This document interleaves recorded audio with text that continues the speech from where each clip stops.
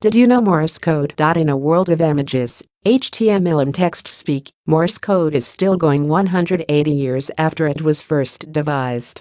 But how well do you know your dots and dashes? 180 years ago this week, on 6 January 1838, Samuel Morse demonstrated his telegraph system for the first time in New Jersey.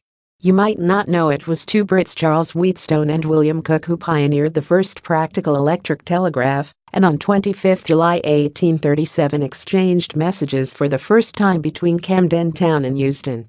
2 years later, on June 20, Morse received U.S. patent 1647 for an electronic telegraph for improvement in the mode of communicating information by signals and the application of electromagnetism.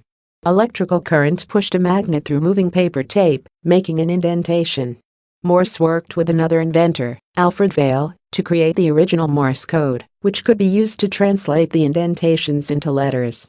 The indent and the space could be combined to form letters, creating a code language for sending messages electronically.